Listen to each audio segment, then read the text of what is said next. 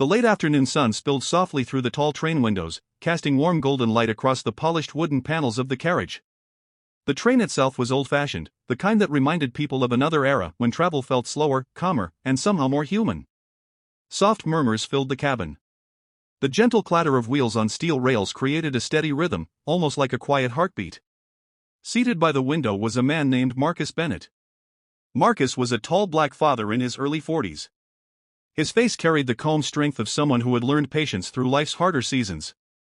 He wore a simple brown suit jacket, slightly worn at the cuffs, and a light shirt neatly buttoned at the collar. On the seat beside him sat his daughter, Lila Bennett. Lila was 5 years old. Her small hands held a soft teddy bear that looked as though it had traveled with her for many years already. Her curly hair was tied into two little puffs, and her wide eyes studied everything with quiet curiosity. Marcus rested one arm gently around her shoulders, the way fathers sometimes do without thinking. It was the kind of protective gesture that felt natural, steady, quiet, and full of love. Across the aisle sat a well-dressed businessman named Richard Coleman, adjusting his tie while occasionally glancing toward the window. Further back, a few passengers quietly chatted. Some held their phones, capturing the charm of the old carriage. Others simply watched the countryside pass by. For a moment, everything felt peaceful. Then the door at the front of the carriage opened.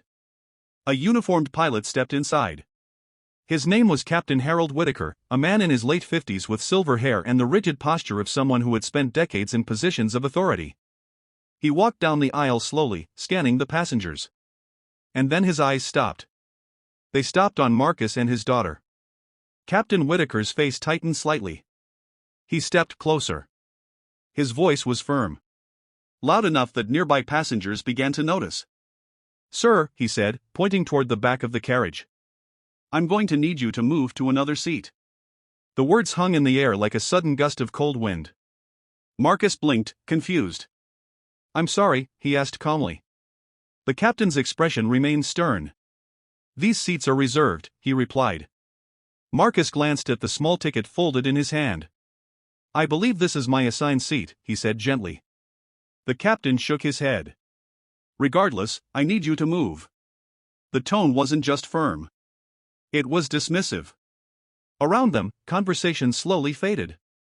Passengers began watching. Some lifted their phones slightly, unsure what was happening but sensing tension. Marcus took a slow breath. He had experienced moments like this before in life. Moments when a person made assumptions without asking questions. Moments when dignity required patience. He leaned down toward Lila and spoke softly. "It's okay, sweetheart." But Lila had been listening carefully. Her small brow furrowed. She looked up at the captain. Children have a way of noticing things adults overlook. And sometimes they ask the simplest questions. Questions that cut straight to the heart of things. Lila tilted her head and spoke in a small, clear voice. "Mr." The captain paused. She hugged her teddy bear a little tighter. "My daddy says seats belong to the people who sit in them kindly." The cabin grew very quiet. The captain blinked, surprised by the tiny voice speaking to him. Lila continued. "And my daddy is the kindest person I know." Marcus felt a small warmth in his chest. He gently squeezed her shoulder. But Lila wasn't finished. She looked up again, her voice soft but honest in the way only children can be. "If we move, will someone else get to be kinder than him?" A few passengers shifted in their seats. Someone near the back quietly lowered their phone. Another passenger murmured softly. The captain's expression began to change. Not quickly, but slowly. The way a person's face changes when something unexpected reaches their conscience. For a long moment, he didn't speak. He looked at Marcus. Then at Lila. Then around the carriage, where dozens of quiet eyes were watching. And in that stillness, something softened. Because sometimes the truth doesn't arrive through argument. Sometimes it arrives through innocence. Captain Whitaker cleared his throat. "Well," he said slowly. "That's quite something to hear." Lila smiled faintly. Marcus gave a small, respectful nod. The captain's shoulders relaxed slightly. And then, after a long pause, he said something different. "Sir, may I see your ticket again?" Marcus handed it over. The captain studied it carefully. A moment later, he exhaled quietly. It appears, he said. You are exactly where you're supposed to be. A few passengers exchanged knowing looks.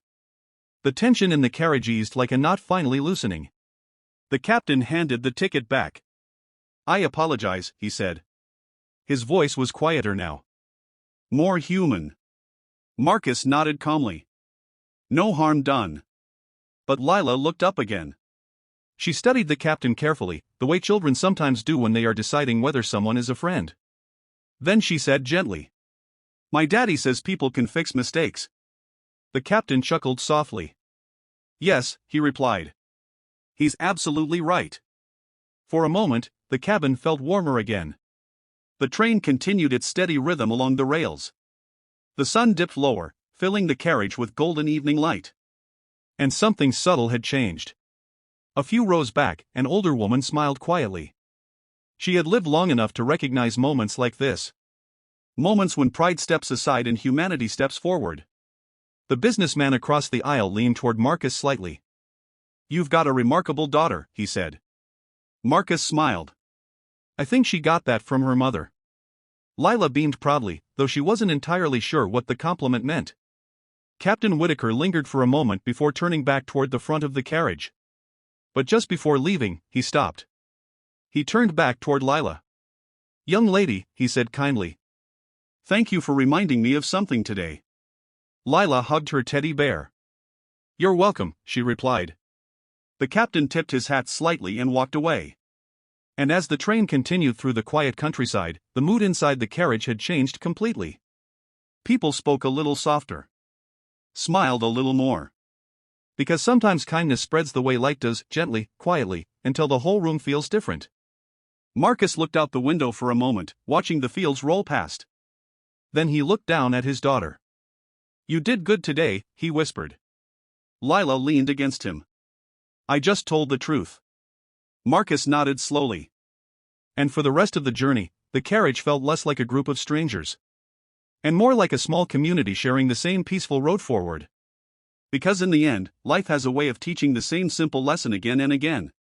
Kindness may speak softly. But when it comes from the heart, everyone hears it.